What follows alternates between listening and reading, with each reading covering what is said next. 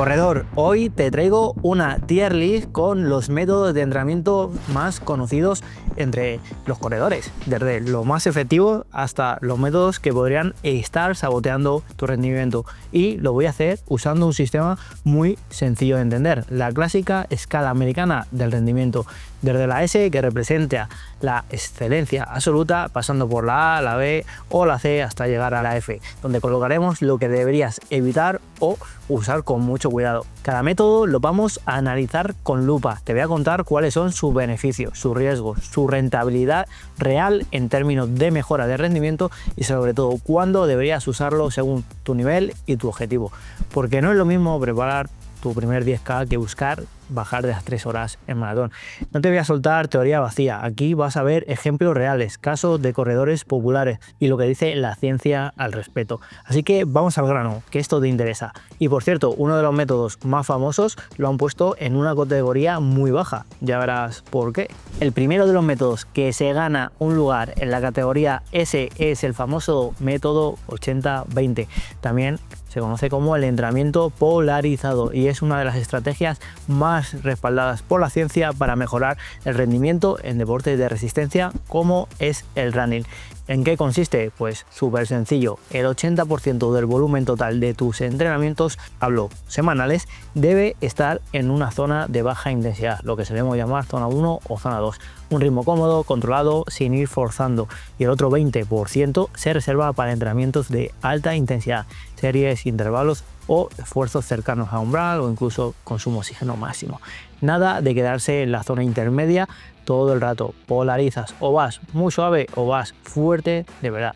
Y te preguntarás, ¿por qué está este método en la categoría S de la tier list? ¿Por qué lo usan los atletas que más rinden en el mundo? Pues por dos razones muy claras. Porque funciona a nivel fisiológico y porque permite sostener cargas de entrenamiento elevadas sin quemarte ni lesionarte.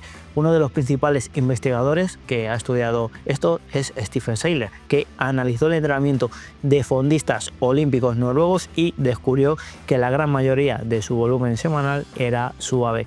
En concreto, en uno de estos estudios de referencia, vio que atletas de élite entrenaban en torno al 80% de su tiempo a intensidades bajas y solo un 20% en zona alta. Y ojo, hablamos de gente que corre maratones por debajo de las 2 horas 10 o compite al más alto nivel.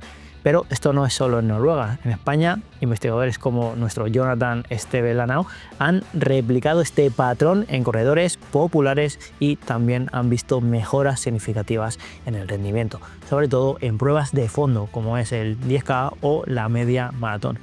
Vamos con los pros claros de este método. El primero, que te permite acumular más volumen de calidad sin reventar.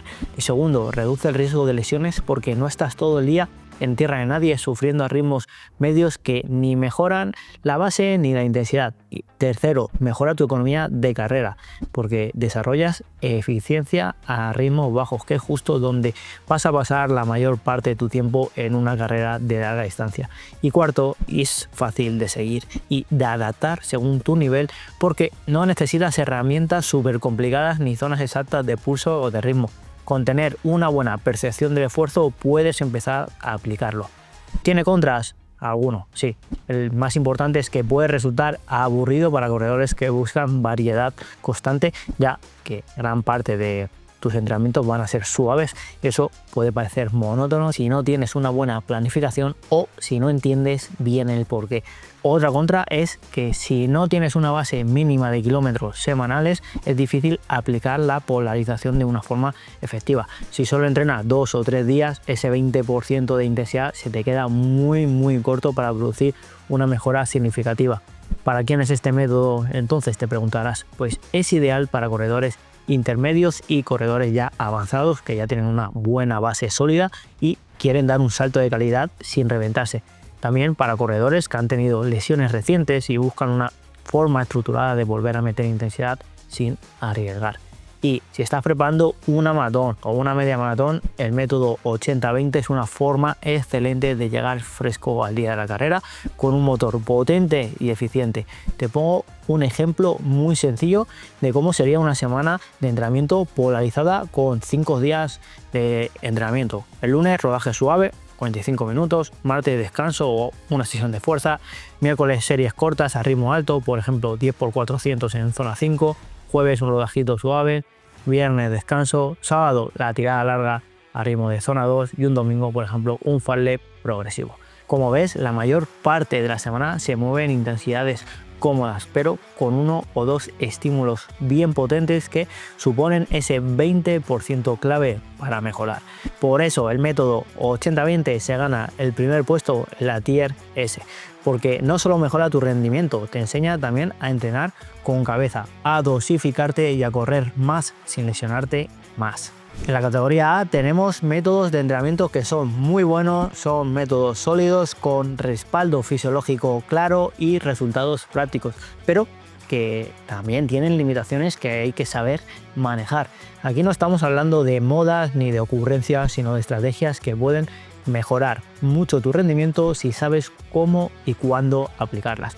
Y empezamos con uno de los más utilizados en bloques de especificidad, el entrenamiento de tempo. El tempo consiste en correr durante un periodo de tiempo prolongado a una intensidad cercana a tu umbral anaeróbico, por debajo, lo que solemos llamar zona 3 alta, zona 4 baja, dependiendo del sistema de zonas que uses. Es ese ritmo en el que vas fuerte, pero todavía no vas al límite. Te cuesta hablar, pero puedes mantenerlo varios minutos sin llegar a explotar.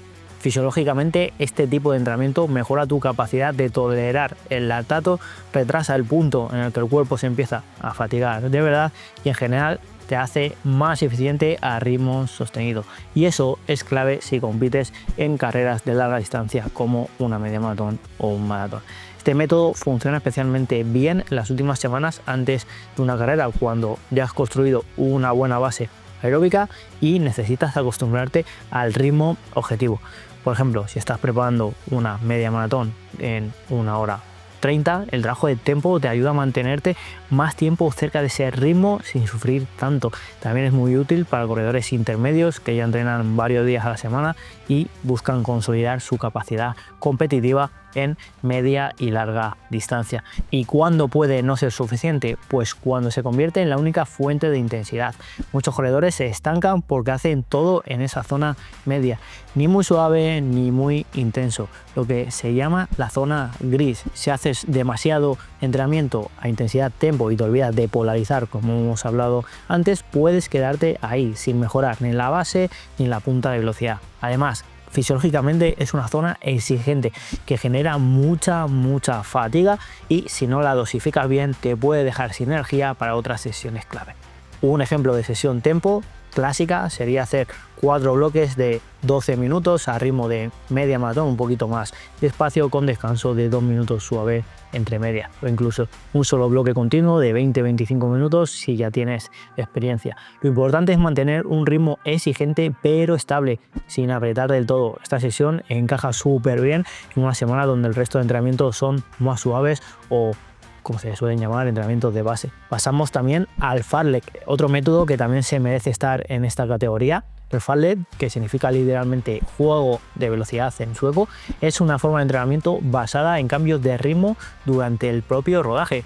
Puedes hacerlo estructurado, por ejemplo, 5 bloques de 3 minutos fuertes y 2 suaves, o completamente libre. Jugar aprovechando el terreno. Subo fuerte esta cuesta, recupero la bajada, acelero en los llanos, etcétera. Lo bueno del fartlek es que mejora tanto la capacidad aeróbica como la anaeróbica. Y además te da algo que a veces se olvida en los planes estructurados: adaptabilidad mental. Aprendes a correr fuerte con fatiga, a gestionar los cambios de ritmo y a escuchar a tu cuerpo. Es ideal en fases de base, en pretemporada, para corredores que aún no están listos para series formales o para mantener la chispa cuando estás lejos de una competición. Además, como es menos rígido, es más fácil de introducir en semanas con poco tiempo o en días donde no te apetece tanto ir pendiente todo el rato del reloj. Pero como todo, también tiene sus límites. El principal es que si siempre haces fartlek sin progresión ni control de intensidad, no sabes realmente qué estímulo estás generando. Puedes estar yendo demasiado suave o yendo demasiado fuerte, y otro riesgo es pensar que como haces cambio de ritmo ya estás cubriendo todas las zonas de entrenamiento. Y no, el fartlek no sustituye al trabajo específico de consumo de oxígeno máximo ni a las sesiones largas de zona 2 ni a las series de umbral. Es un buen complemento, pero no puede ser el centro de toda planificación. Por ejemplo, un fartlek progresivo de 30 minutos puede estructurarse de esta manera: 10 minutos suaves, luego 4 bloques de 2 minutos fuertes y 2 minutos suaves, y terminas con 6 minutos a ritmo medio alto pero sin apretar del todo. Si lo encajas en una semana equilibrada, aporta variedad, estímulo y motivación, y además es divertido. Por todo esto, tanto el tempo como el fartlek se ganan un sitio en la Tier A. Son métodos muy útiles, con beneficios claros y transferibles a la carrera, pero que debes usar con cabeza. Lo bueno de este tipo de entrenamientos es que mejoran la tolerancia al esfuerzo, la eficiencia y el control de ritmo. Pero si te pasas con la intensidad o no encajas bien en tu plan, puedes, como siempre, estancarte o lesionarte o acabar agotado sin necesidad ninguna. Por eso, entender cuándo aplicarlos y cómo combinarlos con el resto de tus entrenamientos marca la diferencia entre avanzar o quedarte en el mismo sitio. Pasamos a la categoría B. Tenemos aquí métodos que pueden funcionar muy bien en situaciones concretas, pero que no deberían ser la base de tu entrenamiento si buscas progresar a medio o largo plazo. Aquí el contexto lo es todo. No son malos métodos, pero si los aplicas mal o sin ningún criterio pueden darte menos de lo que promete o directamente frenar tu progreso. Vamos con el primero, el HIIT. El famoso HIIT son las siglas de entrenamiento interválico de alta intensidad. Hablamos de esfuerzos muy cortos pero muy intensos, generalmente por encima del 90% de tu capacidad máxima, seguidos de descansos breves. Puede ser correr 30 segundos fuerte y descansar 30, o hacer repeticiones de 1 minuto con pausas de recuperación incompletas. Este tipo de entrenamiento nació en deportes de equipo y en la preparación física general, y el mundo del running se ha utilizado sobre todo para mejorar nuestro consumo de oxígeno máximo o la potencia aeróbica. ¿Funciona? Pues sí, fisiológicamente el HIIT puede generar adaptaciones rápidas en corredores que ya tienen una buena base sólida. Mejora la utilización del oxígeno, mejora la capacidad de respuesta del corazón y la velocidad máxima aeróbica.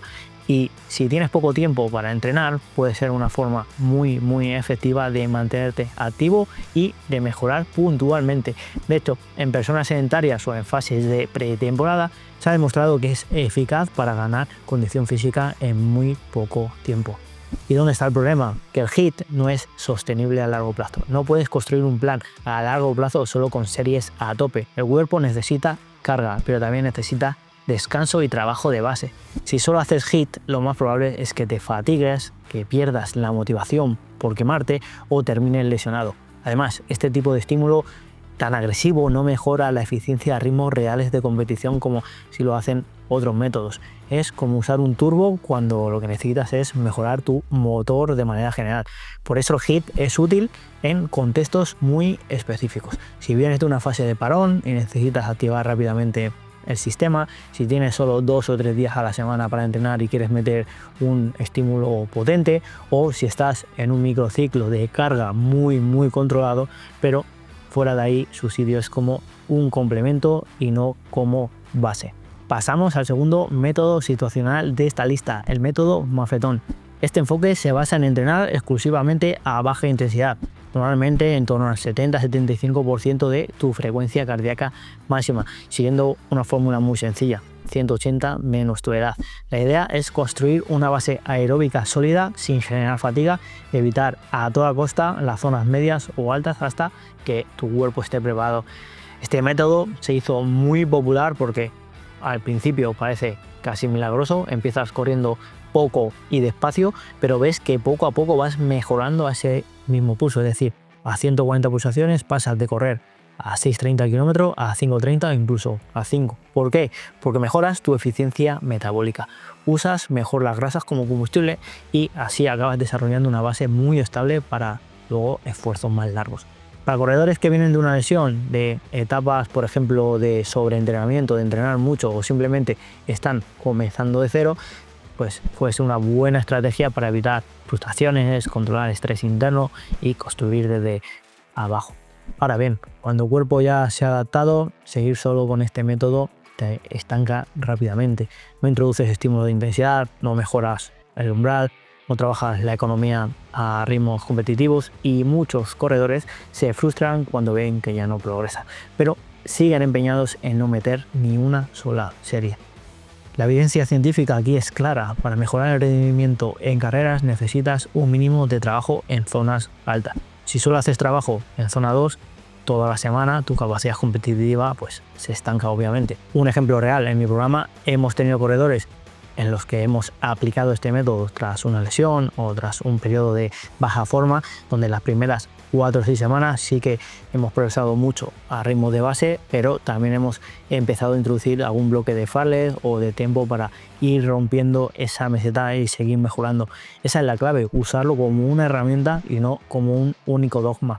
Así que tanto el HIIT como el método Maffetone tiene su lugar. No son malos, yo los uso, pero no son para todos ni para siempre. Lo importante es saber cuándo aplicarlos y cuándo pasar a otra fase o otro método. Si vienes de una lesión, de un parón largo o tienes muy poco tiempo, pueden ayudarte, pero si ya estás entrenando 4 o 5 días por semana, necesitas tener algo mucho más estructurado. Y aquí va mi pregunta para ti: ¿tú en qué fase estás ahora mismo? ¿Has probado alguno de estos métodos? Cuéntamelo en los comentarios, porque me interesa saber si te han funcionado o si has notado que te estaban estancando. Ahora bien, en la categoría C entran esos métodos que muchos corredores pues utilizan con toda la buena intención del mundo, pero que tienen un impacto real bastante limitado o están súper sobrevalorados. Son estrategias que, si no se corrigen a tiempo, pueden hacerte perder meses y meses de progreso. No es que sean peligrosas como las de la categoría F, pero sí que pueden mantenerte estancado sin que te des cuenta. Vamos con el primero, y hablo del clásico: yo solo hago volumen. La idea de que cuanto más kilómetros corras, mejor vas a rendir, está tan extendida que parece un único mandamiento. Y sí, es cierto que el volumen es un pilar clave del rendimiento en deportes de resistencia, pero eso no significa que todo tu entrenamiento tenga que ser acumular kilómetros sin más. Si solo haces rodajes suaves, sin trabajar umbrales, sin activar zonas altas, sin cuidar la técnica o la fuerza, ya lo hemos visto antes, te conviertes en un corredor monótono. Un motor que aguanta, pero que no corre. Fisiológicamente, entrenar solo en zona 2 mejora la base, pero no estimula apenas ni el consumo de oxígeno, ni el umbral, ni la eficiencia neuromuscular. Y el resultado es que puedes hacer 60 o 70 km por semana y seguir corriendo el 10K en el mismo tiempo de siempre. Uno de mis corredores, David, lo vivió en primera persona. Antes de entrar al programa hacía 70 o 80 km semanales por su cuenta, sin serie, sin estructura, todo en ritmos cómodos, la famosa zona 2, zona 3. Se sentía fuerte, pero cuando intentaba competir reventaba siempre en el kilómetro 6 o 7. El problema, que tenía fondo, pero no tolerancia al ritmo de carrera. Empezamos a estructurar su semana, introducimos trabajo en zonas altas, de umbral, de consumo de oxígeno, fuerza bien colocada, y en tan solo 10 semanas mejoró su marca en media maratón en casi 5 minutos. Y lo mejor, con menos kilómetros semanales. El segundo error de esta lista es también muy habitual: correr todos los días. Esto parece admirable, incluso muchas veces heroico. Hay quien presume de no haber fallado un día en 2 años, pero la pregunta no es cuántos días corres, sino si cada día estás sumando al progreso o simplemente sumando fatiga. Porque correr todos los días sin un plan que distribuya la carga, las intensidades y la recuperación no es disciplina, es solo ruido, y muchas veces es la antesala de una lesión. Si no das tiempo al cuerpo a regenerarse ni a consolidar adaptaciones, lo único que estás entrenando es el cansancio. Y lo más irónico es que cuando decides parar 2 días, mejoras, porque el cuerpo por fin puede absorber todo lo que ha estado metiendo. Recuerda, no progresas cuando entrenas, progresas cuando recuperas de una forma inteligente. Y si corres cada día al mismo ritmo, mismo recorrido, misma duración cada sesión, tu cuerpo deja de adaptarse, porque necesita estímulo, variedad e intención. Por eso, tanto el solo método volumen como el correr todos los días se colocan en la categoría C, porque no son malos per se, pero aplicados sin criterio te frenan más que te ayudan. La alternativa no es correr menos, sino, como siempre digo, correr mejor. Alternar intensidades, incluir trabajo de fuerza, planificar descansos activos y, sobre todo, dejar de pensar que más siempre es mejor, porque no lo es. Ahora bien, si esto te parece limitante, espera a ver lo que viene ahora, porque en la categoría F colocamos los métodos de entrenamiento y enfoques que no solo no ayudan, sino que pueden hacerte retroceder, lesionarte o frustrarte hasta dejar de correr. Son estrategias peligrosas porque se presentan como accesibles o incluso retos motivadores, pero en realidad te llevan a entrenar sin control, sin estructura ninguna y sin ningún tipo de base fisiológica. Vamos con dos ejemplos muy claros: las modas virales y el famoso sin plan, salgo a correr y ala, ya está. Las modas virales en redes sociales han hecho muchísimo daño al entrenamiento inteligente. Hablamos de retos tipo 30 días corriendo sin parar, entrena todos los días a las 5 de la mañana, súbete al monte en ayunas ya 10 kilómetros a tope, y todo sin contextualizar ni tener en cuenta el nivel de la persona. El problema no es que correr en ayunas sea malo o que madrugar esté prohibido. El problema es que cuando conviertes una herramienta puntual en una religión, sin adaptar la carga, sin progresión, sin escuchar tu cuerpo, entrenar con hambre sin haberlo preparado antes puede disparar tu riesgo de lesión, comprometer tu recuperación e incluso afectar a tu sistema inmunológico. Todo por seguir un reto que no tiene sentido fisiológico, pero que se ve guay en Instagram. Y el otro enfoque peligroso, que parece menos llamativo pero es igual de destructivo, es entrenar sin plan. Salir a correr lo que me apetezca, cuando me apetezca, sin saber que estás entrenando, sin trabajar zonas, sin priorizar nada, lo que muchos llaman escuchar al cuerpo, pero que en realidad es no tener dirección. Esto te lleva a repetir los mismos rodajes al mismo ritmo durante meses sin mejorar nada. Y cuando no mejoras, ¿qué pasa? Que te frustras. Y cuando te frustras, abandonas. No hay nada más demotivador que esforzarte día a día y no ver resultados. Y eso es lo que pasa cuando corres sin ninguna estructura clara. Por eso estos métodos están en la tier F, porque no es solo que no funcionen, es que generan frustración, aumentan el riesgo de lesión y te sacan del camino antes de que puedas ver lo que realmente eres capaz de lograr. Por eso, ahora que hemos puesto ya cada método en su lugar en la lista, vamos a recapitular. Hemos visto los métodos más conocidos de entrenamiento y los hemos colocado a cada uno en su sitio, desde el método 80-20 en la cima de la tier S, pasando por el tempo y el fartlek en una tier A muy sólida, los situacionales como el HIIT o el mafetón en la tier B, los enfoques sobrevalorados como son el volumen o correr todos los días en la tier C, y finalmente las modas virales o la falta total de estructura en la temida tier F. Y si algo ha quedado claro después de todo este repaso es esto: no se trata de entrenar más, se trata de entrenar mejor, con estrategia, con intención y con sentido común. Por eso te pregunto, ¿dónde pondrías tú tu método de entrenamiento actual? ¿En qué tier te reconoces ahora mismo? Déjamelo en los comentarios que quiero leerte. Y si te ha gustado este análisis y quieres seguir aprendiendo a entrenar con cabeza, suscríbete al canal ahora mismo y únete al movimiento de corredores inteligentes. Aquí vas a encontrar contenido que no solo te motiva, sino que transforma tu rendimiento. Y ahora quiero que pases a ver este vídeo que te dejo aquí arriba y en la descripción. Las bases de todo runner, la guía running, es el punto de partida para empezar a entrenar como un verdadero corredor inteligente.